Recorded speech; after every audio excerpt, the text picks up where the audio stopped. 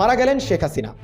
এখানে একটা রহস্য আছে, সেটা উন্মোচন করব। শেখ হাসিনা কোথায় বক্তব্য দিয়েছে, চেহারা দেখা গেছে, ভিডিওতেও আসছে না, তখন তো সন্দেহ জাগে যে আসলে কি বেঁচে আছে নাকি মারা গেছে।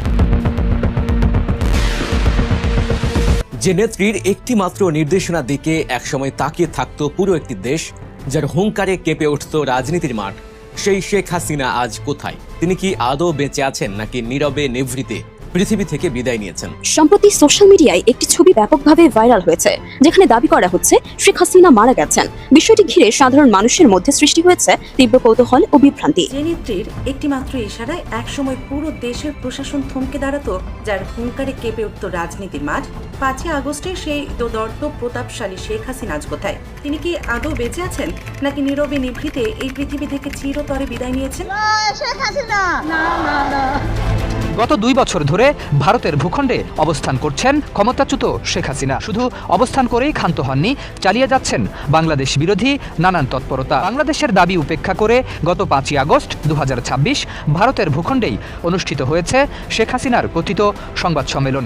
গতকাল বাংলাদেশের প্রধানমন্ত্রী তারেক রহমান ভারতীয় হাইকমিশনারের সঙ্গে সাক্ষাৎ করলেও 5 আগস্টের এই ঘটনার বিষয়ে কোনো বক্তব্য, ব্যাখ্যা বা ভারতের পক্ষ থেকে দুঃখ প্রকাশের বিষয়টি প্রকাশ্যে আসেনি। বাংলাদেশ ভারত কূটনৈতিক আলোচনা আর বারবার সামনে আসছে শেখ হাসিনা প্রসঙ্গ। মৃত্যুদণ্ডপ্রাপ্ত সাবেক প্রধানমন্ত্রীকে দেশে ফেরাতে দফায় দফায় নয়াদিল্লিকে চিঠি দিয়েছে ঢাকা। আসসালামু আলাইকুম প্রিয় দর্শক, নতুন একটি ব্রেকিং নিউজে আপনাদের সবাইকে স্বাগত। দেশ ও প্রবাস থেকে যে বা যারা আজকের এই তথ্যবহুল আলোচনা সমৃদ্ধ ভিডিওটিতে ক্লিক করেছেন তাদেরকে আন্তরিক ধন্যবাদ। ইতিমধ্যে আমাদের ভিডিওটির অংশবিশেষ দেখে বুঝতে পেরেছেন আজকের ভিডিওটি কতটা গুরুত্বপূর্ণ হতে চলেছে। তো বন্ধুরা, আজকের ভিডিওটি একটুও না টেনে সম্পূর্ণ ভিডিওটি ধারাবাহিকভাবে দেখবেন, তাহলে কোনো তথ্যই ভালোভাবে বুঝতে পারবেন না। তো বন্ধুরা, আর কথা বাড়াবো না, চ্যানেলটি অবশ্যই সাবস্ক্রাইব করে ভিডিওটিতে একটি লাইক দিয়ে চলুন পুরো ভিডিওটি দেখে আসি। শেখ হাসিনা কোথায় বক্তব্য দিয়েছে, চেহারা দেখা গেছে, ভিডিওতেও আসছে না, তখন তো সন্দেহ জাগে যে আসলে কি বেঁচে আছে নাকি মারা গেছে।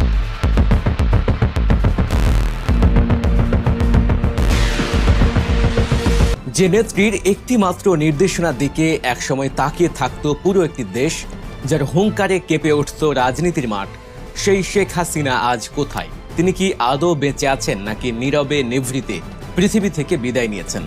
5ই আগস্টের পর থেকে তার কোনো দৃশ্যমান উপস্থিতি নেই। পর্দার আড়াল থেকে ভেসে আসা 2-1টি অডিও ক্লিপ ছাড়া আর কিছুই প্রকাশ্যে আসেনি। আর ঠিক এখান থেকেই জন্ম নিয়েছে এক বিশাল রহস্যের, যে রহস্যের জাল ছড়িয়ে পড়েছে দেশের আনাচে কানাচে, চায়ের কাপ থেকে শুরু করে ক্ষমতার শীর্ষস্তর পর্যন্ত। শেখ হাসিনার বেঁচে থাকা নিয়ে এই যে ধোঁয়াশা, তা নিছক কোনো সাধারণ মানুষের জল্পনা কল্পনা নয়। স্বয়ং সাবেক অন্তর্বর্তীকালীন সরকারের গুরুত্বপূর্ণ ব্যক্তিরাও এখন প্রকাশ্যেই এই প্রশ্ন তুলছেন। বৈষম্য বিরোধী ছাত্র আন্দোলনের অন্যতম মুখ এবং এনসিপি নেতা আসিফ মাহমুদ সরাসরি সন্দেহ প্রকাশ করেছেন। তার মতে, অনলাইনে আসার কথা বলেও শেখ হাসিনা কেন শুধু অডিওতে সীমাবদ্ধ থাকছেন? কেন তার চেহারা দেখা যাচ্ছে না? একই সুর শোনা যাচ্ছে বিএনপির স্বরাষ্ট্রমন্ত্রী সালাউদ্দিন আহমেদের কণ্ঠেও। তিনিও প্রশ্ন তুলেছেন, কিসের হাসিনা? তার চেহারা কি দেখা গেছে? রাষ্ট্রের শীর্ষ পর্যায় থেকে যখন এমন সংশয় প্রকাশ করা হয়, তখন সাধারণ মানুষের মনে ভীতির সঞ্চার হওয়াটা স্বাভাবিক। সামাজিক যোগাযোগ মাধ্যম তো রীতিমতো তোলপাড় চলছে। সম্প্রতি একটি পোস্ট ভাইরাল হয়েছে, যেখানে দাবি করা হচ্ছে গত বছরের 19 ডিসেম্বরই নাকি শেখ হাসিনা মৃত্যুবরণ করেছেন। ভারতের প্রধানমন্ত্রী নরেন্দ্র মোদীকে উদ্দেশ্য করে সেই পোস্টে বলা হয়েছে, খবরটি সত্যি হলে তাকে যেন যথাযথ মর্যাদায় সৎকার করা হয়, আর মিথ্যা হলে যেন প্রমাণসহ তার ভিডিও প্রকাশ করা হয়। কিন্তু ভারত সরকার বা শেখ হাসিনার পরিবারের পক্ষ থেকে এর কোনো জবাব আসেনি। এই নীরবতা যেন সন্দেহের আগুনে ঘি ঢেলে দিচ্ছে। অনেকেই মনে করছেন ইন্টারনেটে ছড়িয়ে পড়া এই অডিওগুলো আসলে কৃত্রিম বুদ্ধিমত্তা বা এআই প্রযুক্তির সাহায্যে তৈরি করা, অর্থাৎ ডিপফেক ভয়েস ব্যবহার করে কর্মীদের চাঙ্গা রাখার একটি ব্যর্থ চেষ্টা চালানো হচ্ছে। কারণ অডিওগুলোতে স্বাভাবিক কথোপকথনের যে প্রাণবন্ত দিক থাকে তা নাকি পুরোপুরি অনুপস্থিত। মনে হচ্ছে যেন কেউ আগে থেকে লিখে দেয়া কোনো স্ক্রিপ্ট রোবটের মতো পড়ে যাচ্ছেন। Let me begin with the truth about July and August 2024, not a peaceful student movement. সেখানে শ্রোতার প্রশ্নের কোনো তাৎক্ষণিক বা রিয়েল টাইম প্রতিক্রিয়া নেই। একজন জীবিত এবং সক্রিয় রাজনীতিকের কণ্ঠস্বর এমন নিষ্প্রাণ মনে হতে পারে না বলেই বিশ্লেষকদের ধারণা। That with neighbor we have wonderful relationship, and as you know that I have a good relationship with কিন্তু একটু গভীরভাবে বিশ্লেষণ করলে দেখা যায় শেখ হাসিনা মারা গেছেন এমন সিদ্ধান্তে পৌঁছানোটা হয়তো একটু বেশি তাড়াহুড়ো হয়ে যায়। তার আড়ালে থাকার পেছনে মৃত্যুর চেয়েও অনেক বেশি ভয়ঙ্কর এবং জটিল কিছু কারণ লুকিয়ে আছে, আর সেই কারণটি হলো কঠিন রাজনৈতিক এবং আইনি বাস্তবতা। জুলাই আগস্টের গণ অভ্যুত্থানে যে হাজারো প্রাণ ঝরে গেছে তার দায়ভার সরাসরি শেখ হাসিনার কাঁধেই পড়েছে। আন্তর্জাতিক অপরাধ ট্রাইব্যুনাল বা আইসিটি এর মধ্যে সেই হত্যাযজ্ঞের দায় তাকে মৃত্যুদণ্ডের আদেশও দিয়েছে। শুধু তাই নয়, বাংলাদেশ সরকার আনুষ্ঠানিকভাবে ভারতের কাছে তাকে ফেরত পাঠানোর জন্য আইনি প্রক্রিয়া শুরু করেছে। এখন শেখ হাসিনা যদি জনসম্মুখে আসেন, ভিডিও বার্তা দেন বা রাজনৈতিকভাবে সক্রিয় হওয়ার চেষ্টা করেন, তবে তার আইনি জটিলতা বহুগুণ বেড়ে যাবে। এখানেই চলে আসে ভূরাজনীতির এক সূক্ষ্ম এবং জটিল চাল। ভারত সরকার এখন এক চরম উভয় সংকটের মধ্য দিয়ে যাচ্ছে। একদিকে শেখ হাসিনা তাদের দীর্ঘদিনের পরীক্ষিত বন্ধু, অন্যদিকে নতুন বাংলাদেশের সাথে সম্পর্ক টিকিয়ে রাখার চাপ।